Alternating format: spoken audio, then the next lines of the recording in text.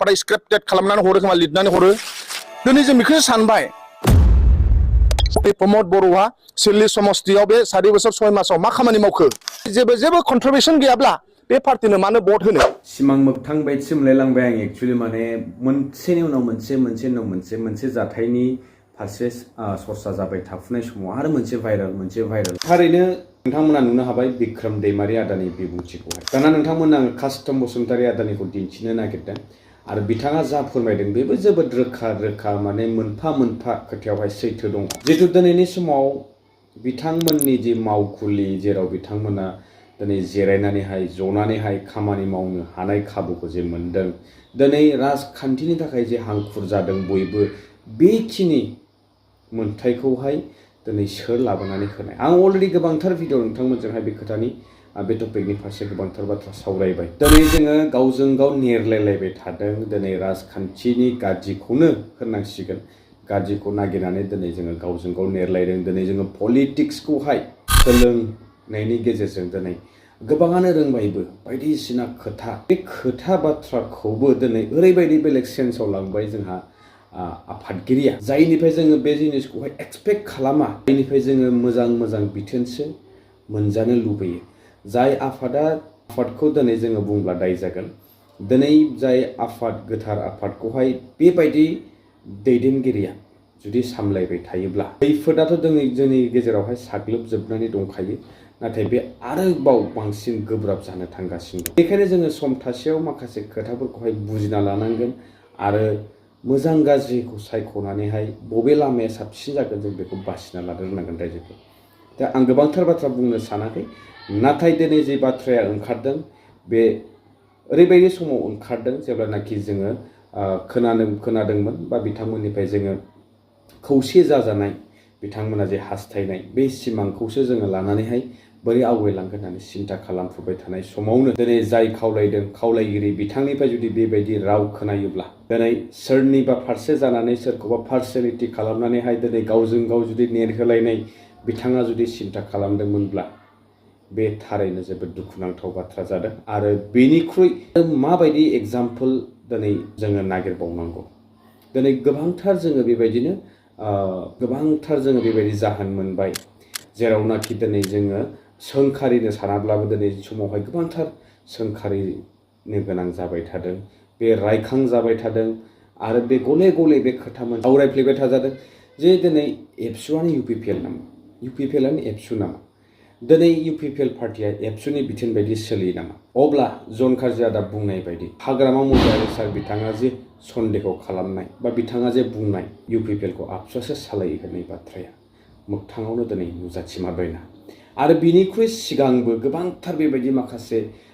जाहोनफोर दिनै नुजाथिदोंमोन जायफोरखौ अलरेडि ससियेल मिडियाफ्राव गोबांथार नोंथांमोना नुनो मोनगोन स' आं बांद्राय गोबां बुंनो सानाखै कास्टम बसुमतारी आदाया बेखौ मोनफा स्पष्टयै बुंदों आरो बाइ इलेक्शननि सिडली समस्तिखौ लानानैबो फंनैसो बाथ्रा बुंदों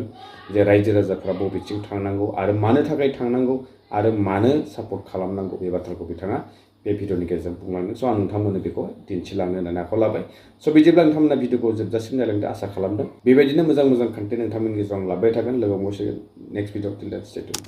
प्राय स्क्रिप्टेड खालामनानै हरो खोमा लिरनानै हरो दिनै जों बेखौ सानबाय प्रमद बर'आ सिडली समस्तियाव बे 4 बोसोर 6 मासाव मा खामानि मावखो प्रमद बर'नि मा कन्ट्रिबिउसन दं सिडली समस्तियाव गंसे एलपि स्कुलखौ सरकारि खालामदों नामा खालामाखै सिडली समस्तियाव गंसे दालां बानायदों नामा बानायाखै ओंखायनो सिडली समस्तियाव इउपिपिएलनि जेबो कन्ट्रिबिउसन गैया जेबो कन्ट्रिबिउसन गैयाब्ला बे पार्टिनो मानो भट होनो इउपिपिएलनि इएम फेरेंगा आदा बिथांखौ इन्सट्राक्सन हरदों जे दिनै जों साननानै लायो होमब्ला इउपिपिएलनि प्रमद बर' सावरायनायानो जा सोरबा इएम राकेश ब्रह्म बुंनायानो जा सोरबा फेरेंगायानो बुंनाय जा बे सब स्क्रिप्टेड बाय दुलाराय बर' फरायसा आफाद इउपिपिएल पार्टिनि दैदेनगिरि प्रमद बर'आ भुल साननानै दङ इउपिपिएलनि दैदेनगिरिफोरा गावसोर पावार दं होननानै फैसा दं होननानै इउपिपिएलआ सानदों जोंनि सेंग्रा सिख्लाखौ 100 थाखा 200 थाखाजों बायगोन गामिनि रायजो राजाखौ 50 थाखा 70 थाखाजों बायगोन होननानै बिथांमोनहा सानदों ओंखायनो बिथांमोनहा नांगौ बादि मिटिंबो खालामाखै नाथाय जोंनि सेंग्रा सिख्लाया 100 थाखा 200 थाखाजों बायजाग्रा नङा जोंनि सेंग्रा सिख्लाया पार्मानेन्ट साख्रिखौ लुबैयो जोंनि सेंग्रा सिख्लाया प्लेटफर्म लुबैयो जोंनि सेंग्रा सिख्लाया गावसिनि टेलेन्टखौ एक्सप्लर खालामनो थाखाय प्लेटफर्म लुबैयो नाथाय प्रमद बर'आ 4 बोसोर 6 मासाव सासेबो सेंग्रा सिख्लानो साख्रि होआखै सासेबो सेंग्रा सिख्लानि टेलेन्टखौ एक्सप्लर खालामनो थाखाय प्लेटफर्म खालामाखै आरो बिसोरखौ एंगेज खालामनायनि खोथाखौ बिथांमोना सानाखै ओंखायनो प्रमद बर' दैदेननाय इउपिपिएल सरकारा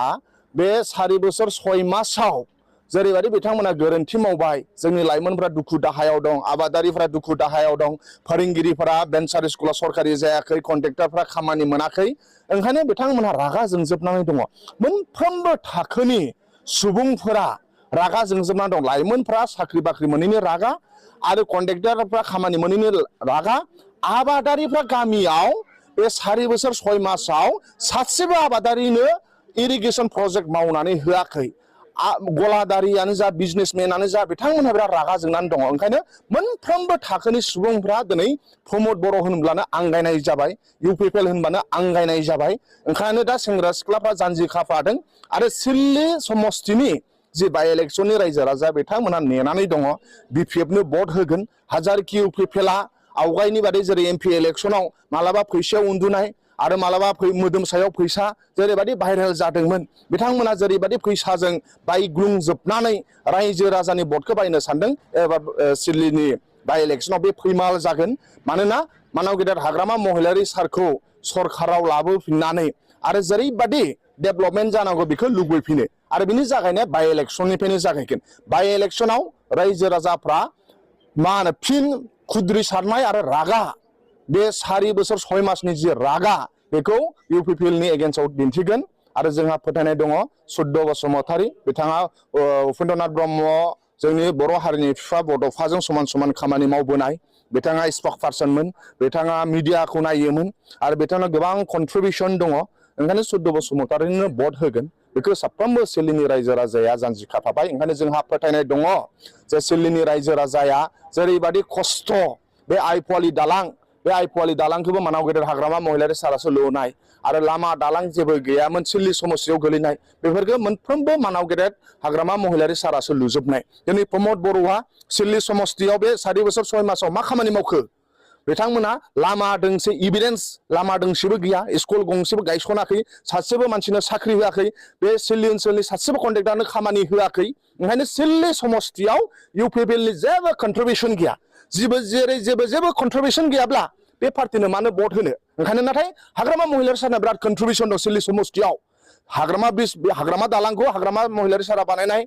आइफवालि दालां बेखौ हाग्रामा महिलारि सारा बानायनाय आरो मोनफ्रोमबो जेराव बेंटल कलेजानो जा बा अबा नोङो बासुगाव कलेजानो जा बा नोङो काजलगाव इउएन कलेजानो जा बे मोनफ्रोमबो प्रभिन्सियेलाइज जानायाव बिपिएफ सरकारनि आखाइ दंमोन गोदोहाय मोनफ्रोमबो भेन्सार स्कुला सरकारि जानाय दा बेसेबां सरकारि दङ सिल्ली चिरां मा होनो सिल्ली समस्तियाव बेफोराव जेबो सब हाग्रामा महिला